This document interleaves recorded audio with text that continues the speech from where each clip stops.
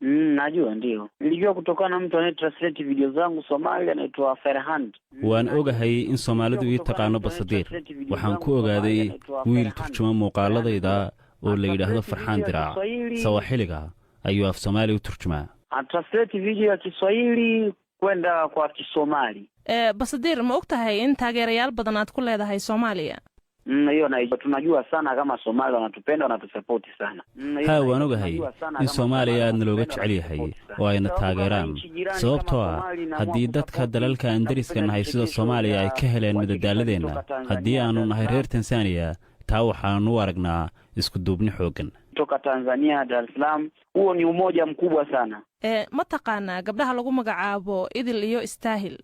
Tunajua zamani tulipishana nini maneno na Farhan Dir. Tunajua waan ogahay hadda ka hor waxaan hadal isdhaafsanay Farhan markii dambena waan isfahmay si wanaagsan ayaan u wada shaqeynaa hadda waan kala garanayaa Idil Istaahil iyo Basodiirba.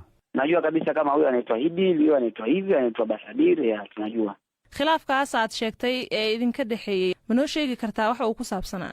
Bado alikuwa na post video bado tulikuwa tujafahamiana mimi na yeye. Waxa uu soo baahinayay muuqaaladayda iskumana fahansaneen arrinta laakiin markii aan wada hadalnay waan isfahanay hadda aniga iyo isagu dad walaalo oo kala ayaanu nahay tukaongea tukatengeneza mazungumzo mpaka sasa mimi na yeye ni kama ndugu. Weligaa ma ku fikirtay inaad booqasho ku tagto Soomaaliya? Peke yangu mimi itabidi niweke nguvu kubwa lakini akitokea sponsor ambaye ana bosi peke yangu mimi haddii aan keligay tagayo waa inaan dadaal badan geliyo laakiin haddii aan helo qof qarashka oo dhan iga bixinaya waan tegayaa laakiinse iska tag ma aha nile vizuri nikae vizuri sio nikurupuke tu niko Soomaali. Lacalla haddii aad fursada hesho Soomaaliya xagee ka tagi lahayd? Nadhani ndani ya capital unapokuaga makomedian ni waxaan aadi lahaa caasimadda dalka oo aan ku leeyahay asxaab badan oo majaajilaystayaal si hawsha aan halka uga sii wadno capital fadhali kufika capital ndani afu ndo kazi endelee. Ugu dambeyn Soomaalida ku taageerta maxaa fariin ah oo aad halkan ugu gudbin lahayd?